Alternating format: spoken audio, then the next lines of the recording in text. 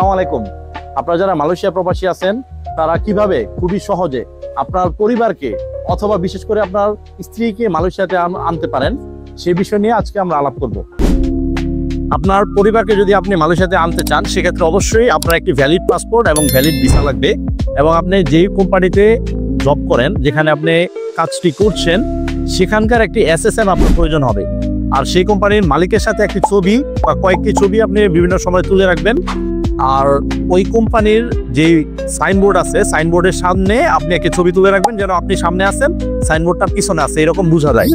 তো এই ডাটাগুলো যদি আপনার কাছে থাকে এবং এরপরে আপনার ওয়াইফের জন্য কি লাগবে, আপনার ওয়াইফের জন্য লাগবে হচ্ছে একটি পাসপোর্ট, একটি ছবি এবং আপনার ওয়াইফের যদি ব্যাংক স্টেটমেন্ট ব্যাংক সলভেন্সি থাকে তাহলে ব্যাংক স্টেটমেন্ট ব্যাংক সলভেন্সি তারটা দিবে, আর যদি তারটা না থাকে আপনারটা যদি থাকে তাহলে আপনারটা দিবেন, যে কোনো একটা দিলেই হবে।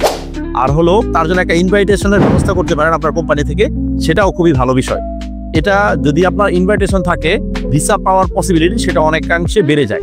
এবং আরেকটা বিষয় হলো যে বৈধ স্ত্রী, এটা প্রমাণের জন্য আপনার লাগবে হলো ম্যারেজ সার্টিফিকেট এবং সেটাকে নোটারি করতে হবে।